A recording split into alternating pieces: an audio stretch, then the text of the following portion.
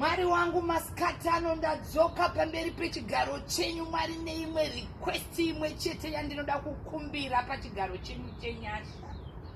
Mwari wangu ndaikumbira kuti mundicheukirewo Mwari, mundirangarire sekurangarira kwamaita Zumbani Mwari.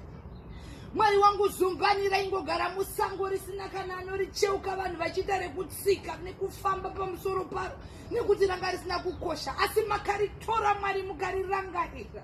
Iko zvinezvi Zumbani kuState House garden rese rangove Zumbani, kuBorodeo Bru, kuvarungu nevatema, maIndia, maJapanese, maJamaicans, munhu wese anoda neasingade ari kumanikidzwa kumwa Zumbani nekuti makarirangarira Mwari.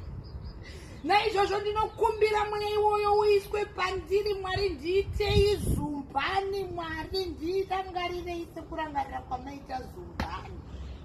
Mwari wangu Zumbani riri kucrossa mabhodha, chero vari kuma-European countries ingori bring me Zumbani, post me Zumbani. Zumbani rakuyera kana mumashops, riri kupekwa mumasachets, riri kudhekoretwa nekuti rakosheswa nekuda kwenyasha dzenyu. Mwari wangu ndaikumbira masikati ano mundirangarire Mwari, mushandure kamufambiro kangu Mwari, vanhu vandione seZumbani. Kana zvichitobvira ndiiteiwo Zumbani Mwari, ndakumbira panguva dzino.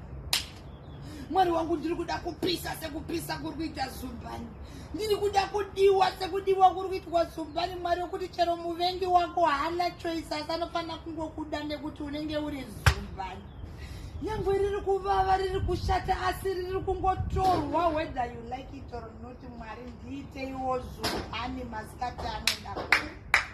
Ndinoziva munondidaira Mwari, hamusati makambondidisappointa paminamato yese yandinokumbira. Ndiyo chete request yandinayo pazuva ranhasi Mwari, kuti ndaikumbira nenyasha dzenyu. Mundicheukire Mwari, mundiite seZumbani.